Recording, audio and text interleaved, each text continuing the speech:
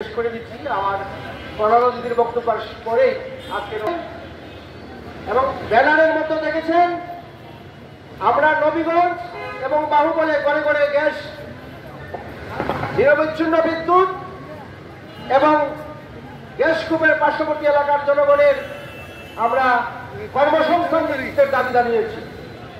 আপনারা মনে ভাবতে পারেন যে এখন কেন আমরা এই গ্যাস আন্দোলন করলাম। আপনারা জানেন গত 15 সেপ্টেম্বর এই চলতি মাসের 15 তারিখ থেকে জাতীয় সঞ্চালন লাইনে বাহুবলের রশিদপুর তৃতীয় গ্যাস কূপ থেকে 80 লক্ষ ঘনফুট গ্যাস জাতীয় সঞ্চালন লাইনে সংযুক্ত হচ্ছে।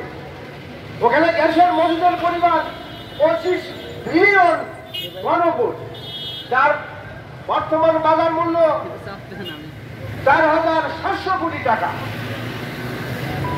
এটা আমাদের বিবেচ্য বিষয় নয়। আমাদের বিবেচ্য বিষয় হলো স্থানীয় জনগণকে গ্যাস সরবরাহ করতে হবে। এটা গ্যাস নীতিমালা অনুসারে সরকার বাধ্য। এই কারণে আপনি হাজার হাজার কোটি টাকার গ্যাস জাতীয় সঞ্চালনে আনেন, আমাদের কোনো বাধা ব্যথা নেই, আমাদের কোনো আপত্তি নেই। আমাদের দাবি যে অনবিলম্বে এই নবীগঞ্জে